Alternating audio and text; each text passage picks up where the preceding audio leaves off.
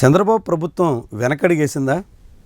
ఒరసా విషయంలో ఊగిసలాట నుంచి ఇక పూర్తిగా విరమించుకునే నిర్ణయానికి వచ్చేసిందా?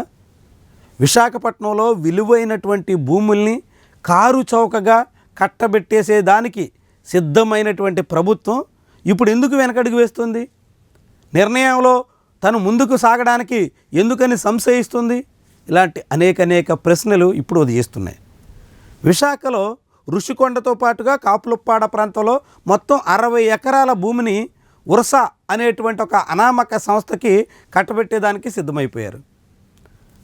ఏప్రిల్ 12వ తారీఖున జరిగినటువంటి కేబినెట్ భేటీలో నిర్ణయం కూడా చేసేశారు. ఒకవైపు టీసీఎస్కి, రెండో వైపు ఉరసాకి, 2 సంస్థలకి భూములు కేటాయిస్తూ కేబినెట్ ఆమోదం తెలిపేసింది. కేబినెట్ ఆమోదానికి అనుగుణంగా టీసీఎస్ కోసం జీవో కూడా వచ్చింది. భూములు కేటాయించే ప్రయత్నం సాగిపోయింది. అధికారికంగా భూములు అప్పగించినట్టుగా వెల్లడించేశారు. మరి ఉరసా సంస్థ విషయంలో ఎందుకని వెనగడిగేశారు? ఉరసా చుట్టూ చాలా పెద్ద వివాదం నడిచింది. ఊరు పేరు లేని సంస్థకి విలువైనటువంటి భూములు కట్టబెట్టడమా అనేటువంటి విమర్శలు పెద్ద స్థాయిలో వచ్చాయి.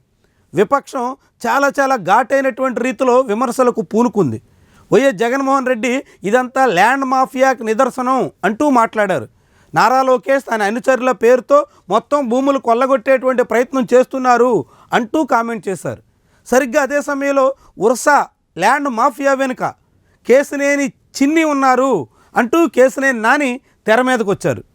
కేశినేని చిన్ని క్లాస్మేటే ఉరసా క్లస్టర్స్ అనేటువంటి పేరుతో ఒక సంస్థ రిజిస్టర్ కావడం, ఆ రిజిస్టర్ అయిన 2 నెలలకే ఆ సంస్థ పేరుతో విలువైనటువంటి భూములు కాజేయడం, దీనంతా ఒక స్కెచ్లో భాగంగా సాగుతోంది అంటూ కేశినేని నాని లాంటి వాళ్ళు విమర్శలు గుప్పించారు. ఇట్లా అనేక వైపుల నుంచి ప్రభుత్వం మీద ఒత్తిడి పెరిగింది. ఈ ఒత్తిడితో ఉరసా సంస్థ కూడా స్పందించింది. వాస్తవానికి తాము అమెరికా వేదికగా చాలా కాలంగా ఐటీ రంగంలో ఉన్నాము అంటూ చెప్పుకుంది. కానీ ద వైర్ లాంటి సంస్థలు జరిపినటువంటి పరిశోధనలో అమెరికాలో కూడా అదొక అతి నామమాత్రపు సంస్థగాను, హైదరాబాద్లో అయితే ఒక డబుల్ బెడ్రూమ్ ప్లాట్లో అప్పుడే రిజిస్టర్ అయినటువంటి సంస్థగాను, ఒక కరెంటు బిల్లు ఇంటికి వచ్చేటువంటి కరెంటు బిల్లు కూడా కడుతున్నటువంటి ఒక అతి సాధారణమైనటువంటి సంస్థగాను, సిబ్బంది ఎవరూ కూడా లేనటువంటి వ్యవస్థగాను సూత్రీకరించారు. దీంతో ఉరసా మీద పెరిగినటువంటి ఒత్తిళ్ల కారణంగా వాళ్ళు కూడా నేరుగా భూములు తీసుకునేదానికి సిద్ధమవుతున్నటువంటి దాఖలాలు కనిపించట్లేదు. ఆంధ్రప్రదేశ్ రాష్ట్ర ప్రభుత్వం కూడా ఉరసా నుంచి ఇప్పుడు రివర్స్ గేర్ వేసేదానికి సిద్ధమవుతున్నట్టుగా కనిపిస్తుంది. వాస్తవానికి ఇప్పటికే కేబినెట్ ఆమోదం తర్వాత వెంటనే జీవో ఇవ్వడం, జీవో ఇచ్చిన తర్వాత భూములు అప్పగించడం, ఇదంతా ఒక నామినల్ ప్రక్రియగా సాగిపోయి ఉండాలి. టీసీఎస్కి జరిగినట్టుగానే ఉరసా కూడా సాగి ఉండాలి. కానీ ఉరసా విషయంలో వచ్చినటువంటి తీవ్రమైనటువంటి వ్యతిరేకత ప్రభుత్వ పరువు తీసింది అనేటువంటి అభిప్రాయం ఉంది.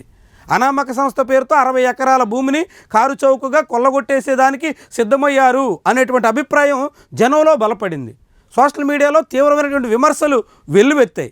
వీటన్నిటినీ పరిగణలో తీసుకున్నటువంటి ప్రభుత్వం ఇప్పుడు ఉరసా విషయంలో ముందడుగు వేసేదానికోసం సంశయిస్తున్నట్టుగా కనిపిస్తుంది.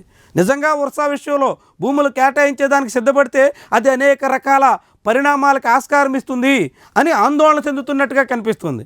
కేబినెట్ నిర్ణయం తీసుకున్నప్పటికీ జీవో ఇచ్చి దాన్ని అధికారయుతంగా చేస్తే ఆ తర్వాత చట్టపరమైనటువంటి చిక్కులు కూడా ఎదుర్కోవాల్సి వస్తుంది అనేటువంటి ఆందోళన ప్రభుత్వ పెద్దల్లో మొదలైనట్టుగా కనిపిస్తుంది.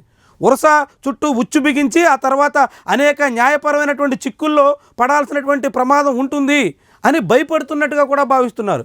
ఇలాంటి అనేక కారణాలు, భవిష్యత్తులో ఎదుర్కోబోయేటువంటి ఇబ్బందులు, వీటన్నిటినీ పరిగణలో తీసుకుని ఇప్పుడు ఉరసా సంస్థకి కేటాయింపుల నుంచి ఆంధ్రప్రదేశ్ రాష్ట్ర ప్రభుత్వం ఉపసంహరించుకున్నట్టుగా కనిపిస్తుంది. వాస్తవాన్ని నిర్ణయం చేసే ముందే రాష్ట్ర ప్రభుత్వ పెద్దలు కాసింత ముందు జాగ్రత్తతో ఆలోచిస్తే ఇలా పరువు కోల్పోవలసిన పరిస్థితి వచ్చేది కాదు.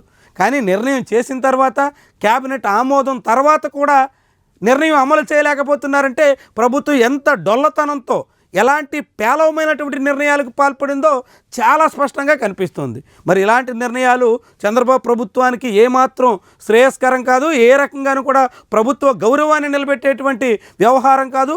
కాబట్టి భవిష్యత్తులోనైనా జాగ్రత్తలు పడతారా, లేకుంటే ఇలాంటి నిర్ణయాలతో పదే అబాసుపాలయ్యే పరిస్థితిని కొని తెచ్చుకుంటారా?